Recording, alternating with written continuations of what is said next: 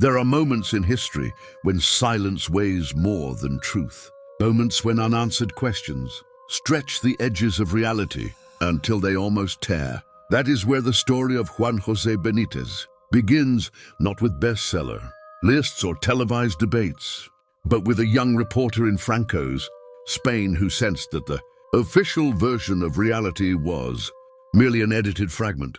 Born in Pamplona on September 7, 1946, he grew up under a regime of censorship, where certain lights in the sky and persistent mysteries were discussed only in private kitchens, behind closed curtains. This atmosphere of secrecy, in which truth was a rationed commodity, did not intimidate him.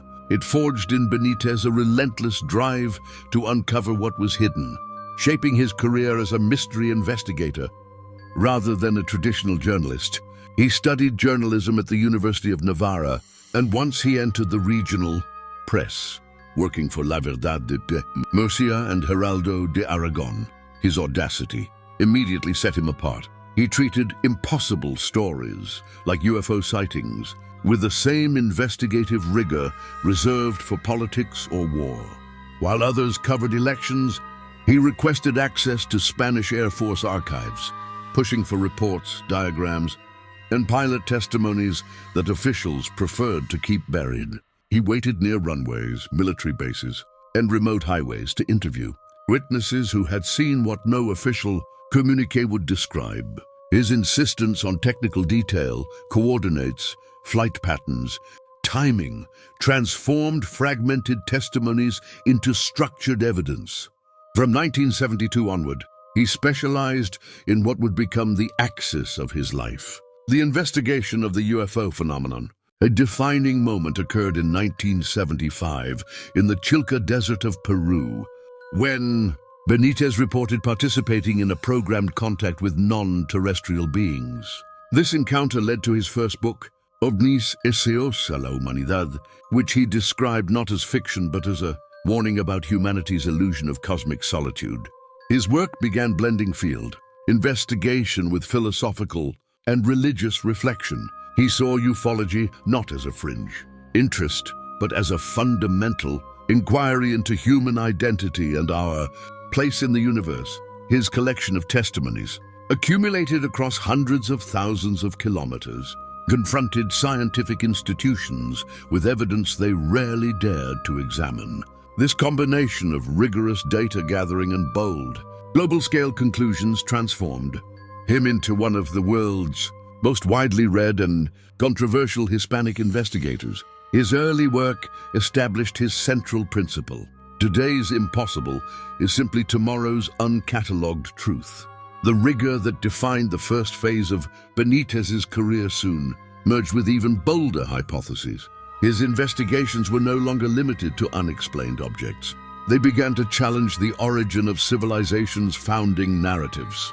In 1980, he published Los Astronautas de Yahvé, a work that encapsulates his provocative thesis that the divine and the technological may be interpretations of the same phenomenon. He suggests that many episodes in the Old and New Testaments, traditionally considered miraculous, could be descriptions of encounters with an advanced extraterrestrial intelligence. Angels, chariots of fire, luminous beings descending from the sky, or transformative interventions such as the parting of the Red Sea and the conception of Mary are, in his interpretation, coded accounts of interactions with space emissaries. For Benítez, ancient religious manifestations and modern UFO sightings are essentially the same phenomenon expressed through the language available to each era. In the Book of Ezekiel, for example, the fiery chariot becomes a primitive description of a sophisticated craft. This paleo-ufological interpretation, shared with other ancient astronaut theorists, proposes that these machines were often piloted by humanoid beings designed to resemble humans in order to ease communication with early societies. These entities, according to him, were not gods but agents of a broader, cosmic organization responsible for monitoring or assisting human development. Works like Los Astronautas de Yahvé and later El Enviado focused on Jesus' life, ignited widespread debate. They sold millions but also provoked intense criticism from academic and religious institutions which accused him of distorting theology. Benítez defended his method, insisting that faith and advanced technology can coexist and that the Bible preserves, among other things, a record of ancient contact events. He dove into apocryphal texts, Gnostic writings, and early church traditions, posing questions that canonical scripture leaves open. How did the virgin conception occur? Why was the Near East selected as the suitable zone for the Messiah's arrival? Could prophets and apostles be considered the earliest contactees? By applying the same investigative discipline he used for modern UFO cases to ancient history, Benítez established the conceptual foundation for what would become his most ambitious and influential project, the Caballo de Troya saga, a monumental reconstruction that merges theology, extraterrestrial intervention, and field investigation into a unified narrative about humanity's forgotten past. When Caballo de Troya finally emerged, it did not appear as a fictional gamble or a literary diversion. It arrived like a classified dossier opened in the wrong room, an unsettling blend of military phrasing, reconstructed chronology, and intimate details about Jesus of Nazareth that no canonical source had ever recorded. Benítez claimed the material came from a U.S. Air Force time travel program developed during the Cold War, a claim that for many crossed every boundary between journalism and heresy. Yet the narrative structure, packed with technical minutiae and atmospheric detail, felt less like a novel and more like a field report. That ambiguity, never confirmed, never denied, became the engine of the phenomenon. The early volumes introduced 2 pilots allegedly involved in the operation, men trained for reconnaissance who were abruptly reassigned to observe ancient Judea from within. Their internal logs describe not only political tension under Roman rule but the texture of daily life, dust clinging to stone alleys, the smell of baked barley, the quiet vigilance of a society balanced between oppression and hope. Benítez reconstructed environments with a precision that unsettled historians, who questioned how a novelist had reproduced timelines, landscapes, and linguistic rhythms with such coherence. For millions of readers, the effect was both destabilizing and irresistible. The line between research, revelation, and reconstruction blurred. The greatest controversy centered on his portrayal of Jesus, not the distant, liturgical figure of tradition, but a presence rendered through behavioral nuance and human detail. The Jesus in the logs spoke with rhythms that echoed ancient idioms, navigated political traps, and displayed a serene awareness that unsettled believers and critics alike. Benítez insisted he was not rewriting theology, but presenting data erased or softened over centuries. Detractors accused him of creating a parallel gospel. He countered by asking why a narrative so internally consistent deserved dismissal without examination. As the saga expanded, he layered maps, astronomical observations, military procedures, and cross-checked dates with archaeological findings. Each edition increased discomfort among those who wanted to categorize the work neatly. Was it coded confession? A literary experiment? A controlled leak disguised as fiction? For Benítez, the label was irrelevant.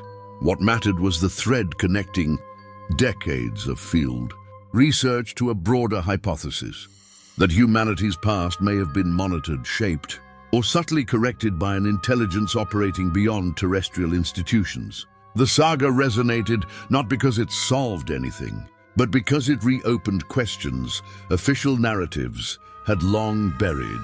And in that uncertain space between documentation and mystery, Benítez found the territory he had been chasing since the beginning. The frontier, where silence reveals more than the truth that replaces it.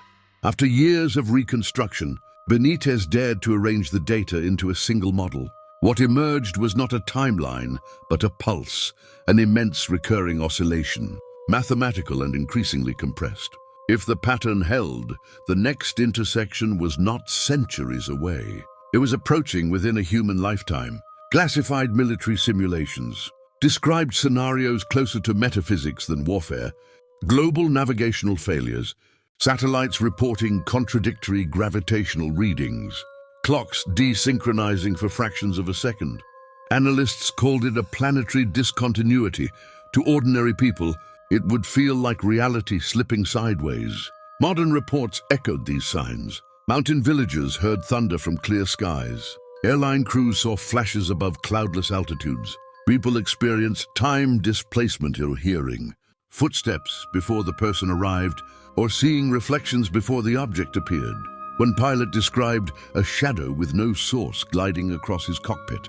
Ancient prophecies, once dismissed as allegory, began to resemble technical descriptions of the same anomalies. Ezekiel's wheels within wheels matched circular distortions in modern atmospheric footage. Mayan long count intervals aligned with satellite gravitational dips. Even Fatima contained details, mechanical sounds, time pauses, similar to interference events. For Benítez, the implication was clear. Humanity had recorded Gog's intersections for millennia without understanding them. Now science was finally catching up to myth. Physicists spoke privately of space-time thinning under certain pressures. Intelligence analysts warned that Gog moved with deliberate cycles. Archaeologists pointed to civilizations that rose abruptly after periods marked by strange celestial activity. He presented his findings not as prophecy, but as coordinated evidence. Ancient testimonies, modern telemetry, atmospheric distortions, neurological clusters. Together they formed an architecture of recurrence, disciplines, converging on the same pattern. His critics were relentless, accusing him of merging cosmology with speculation. But as they attacked, more civilians came forward with experiences, matching predicted interference windows. A boy in Mexico who lost 15 minutes and reappeared behind his house. A couple in Spain who saw the sky ripple like heat above a highway. A technician in California who watched every device in his lab reboot at once. By then, Benítez understood the true risk was not destruction but transformation, a thinning of reality, capable of fracturing perception. Ancient myths described messengers crossing freely during such intervals. Scientists now called them dimensional overlaps. Different vocabulary, same event. As the predicted window approached, one realization became unavoidable. Gog was not slowing, it was accelerating. As Benítez pieced together testimonies, leaked files, astronomical logs, and transcripts that should not have existed, one conclusion became unavoidable. Whatever humanity had been encountering across the centuries behaved less like a craft and more like a structure, an entity drifting through the fabric of reality with the indifference of a migrating fault line. It did not visit. It intersected, and every intersection left a scar. He found references where few had ever looked closely. Sumerian tablets describing the luminous breach that split the sky.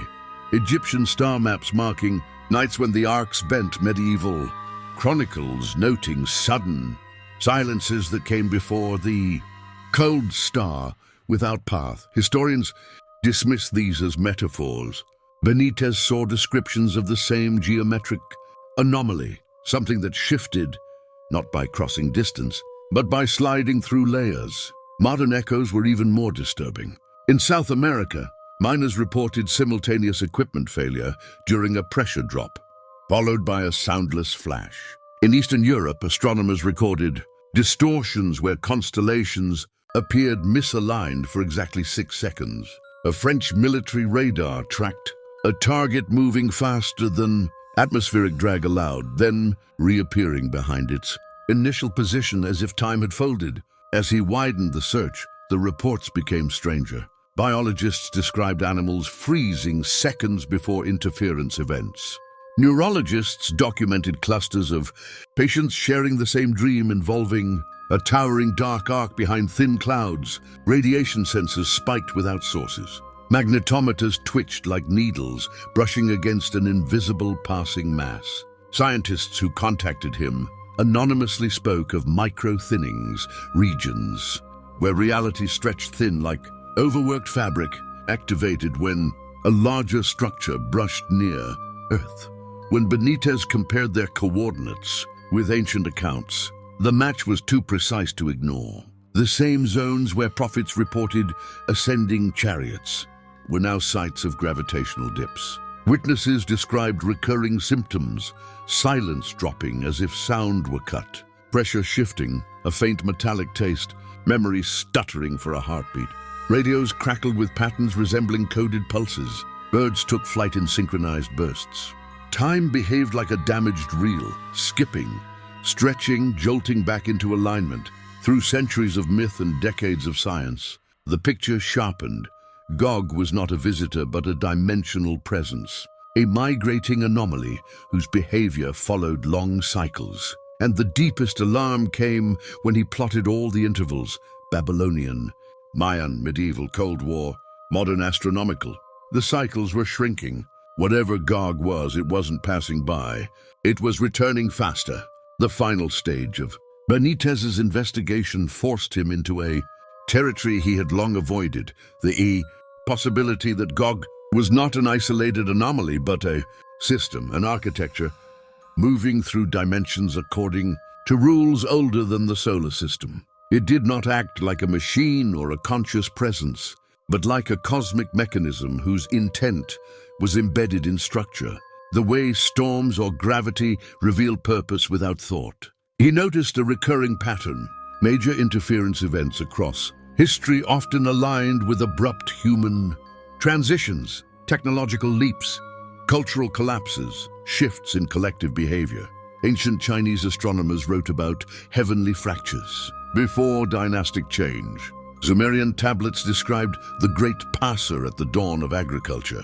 Medieval chroniclers recorded luminous anomalies, near plagues and political turning points. It was as if Gog brushed Earth whenever humanity approached invisible thresholds. This led him beyond modern institutions. He accessed restricted Vatican archives with star charts older than the Gregorian calendar.